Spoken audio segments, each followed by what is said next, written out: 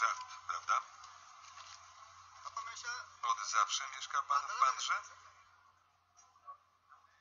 Tak, od zawsze. Ja zmieniam miejsca.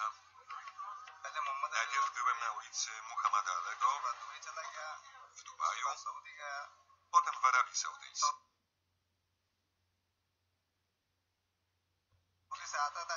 Latałem tam i z powrotem.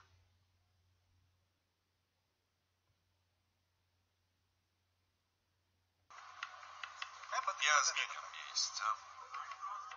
Najpierw byłem na ulicy Muhammada Alego w Dubaju, potem w Arabii Saudyjskiej. Latałem tam i z powrotem z Arabii, ale jak poznałem Merwisę, to przestałem.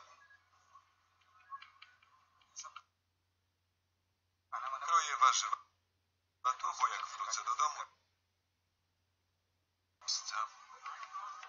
Najpierw byłem na ulicy Muhammada Alego w Dubaju, potem w Arabii Saudyjskiej.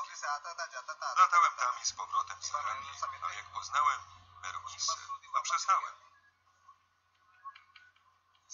Kroję warzywa tu, bo jak wrócę do domu, to od razu mogę je usmażyć. Gdzie się nauczyłeś tak? To ja je wystawiłem. Nie wiem. Dziękuję, uratował mnie. O, cicho, cicho. Oczywiście, proszę pana.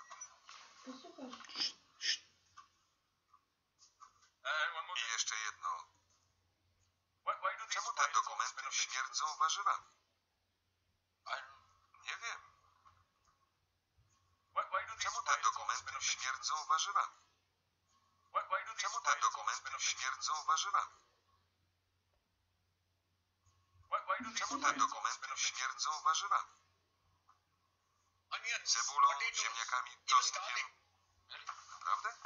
Powąchajcie. Nie wiem. Dziękuję, uratował mnie pan. Już nigdy nie krój cholernych warzyw na dokumentach z pracy. Przepraszam pana.